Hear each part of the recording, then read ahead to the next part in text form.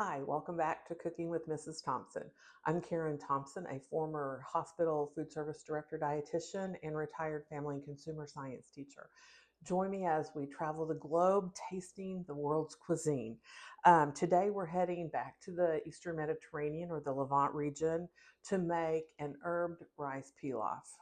Uh, this is the third time this week I've made this dish. I made it once and taped it. Then due to operator entry error, I am sure I was not able to edit. I made it once for a friend that I cook for weekly. And again, I really wanted y'all to have this recipe because it is that good. So let's get started. You will need basmati rice. You can tell I've used it a time or two. Um, Will this work with other rices? Probably. I just, wanted to remain true to the region, so I did go ahead and get basmati. Um, you're going to need orzo or vermicelli. Honestly, I couldn't find vermicelli in the store, and people say that angel hair pasta is an acceptable substitute, but I really um, would prefer the orzo anyway. It is a pasta. The first thing I did was measure out, and I did measure 1 cup of the basmati rice, and it's currently just hanging out, draining right now. I rinsed it really well, and a lot of starch does come off of this, and that will help keep everything nice and fluffy like you want it. Next, we're going to do some pre-prep. Again, I am modifying these recipes. I just have a hard time using as much butter as they do. So here I have 1/3 of a cup of sliced almonds. I'm going to add 2 teaspoons of butter to my pan, and I'm going to take them to golden brown. The original recipe called for about 2 tablespoons of butter just to toast your almonds. 2 teaspoons is more than enough. So I'm going to get this started. Add my almonds, and I'm just going to toast them. My almonds are nicely toasted, almost too toasted, but I think they'll work. Put these in a bowl and set them aside. Next, I'm going to add 2 tablespoons, not the teaspoons, but 2 tablespoons of butter and my 1/2 cup of orzo, and I'm going to toast it as well.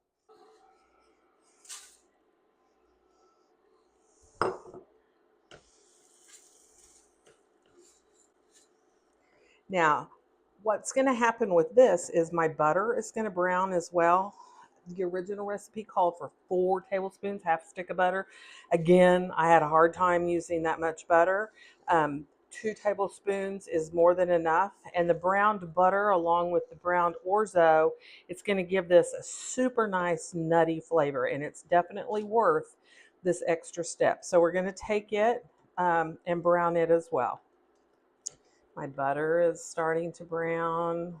The orzo is browning slightly. I'm going to take it a little bit darker. That's just going to increase that nutty goodness. All right, I think that is brown to perfection. I'm going to turn this off, pause it, and I'm going to set this aside in a bowl as well. I took most all of the butter, got it scraped out as good as I could. On to the next step. I'm going to take my rice, add it to the pan. Pan's still hot.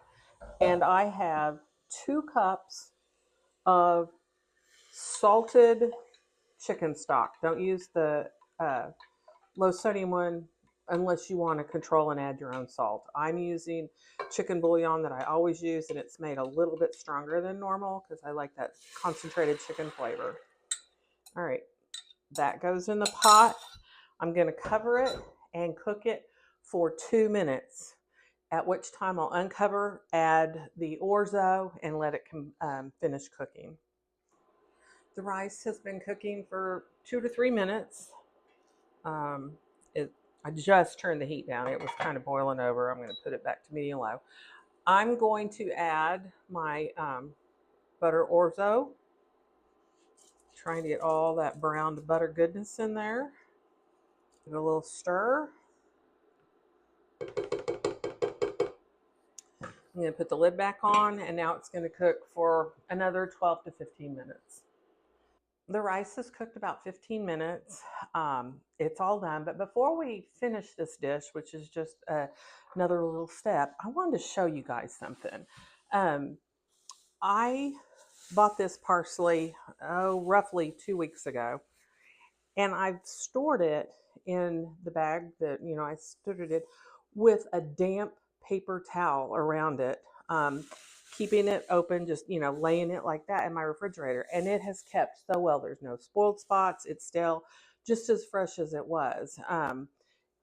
You can store fresh herbs for quite some time if you'll try that method. Just a damp paper towel, leave it in you can put it in a Ziploc bag. I'm just using this bag, but be sure and leave it open so that it can breathe a little bit.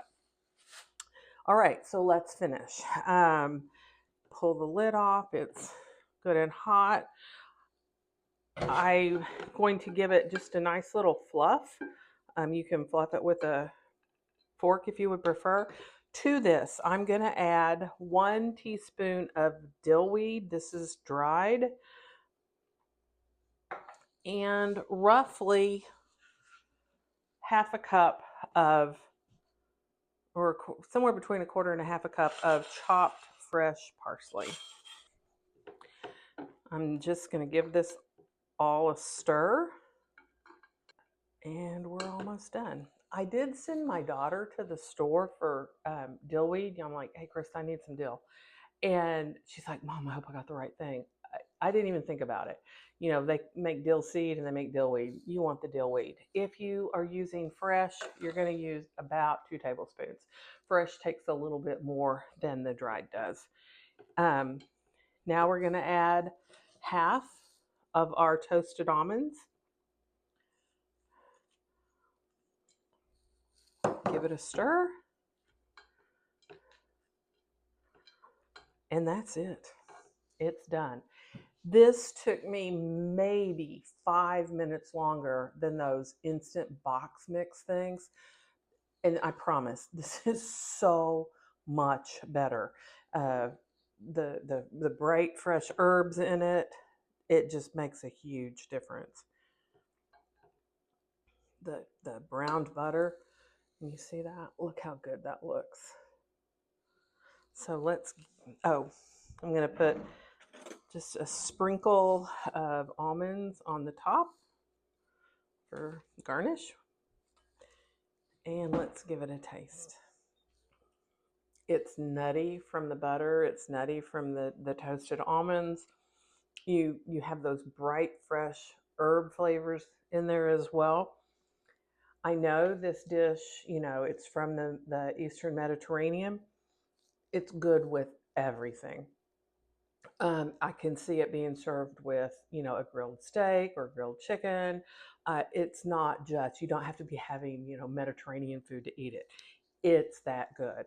And I also didn't mind cooking it for a third time this week because it's truly tasty. Please like, share, follow, leave me a comment. I'm Cooking with Mrs. Thompson, YouTube, Facebook. I do have TikTok and Instagram, nothing on there yet. I'm still learning these other two. And cookingwithmrsthompson.com. However, nothing is there yet. I'm getting there. It just takes me a while. So you guys have a great day.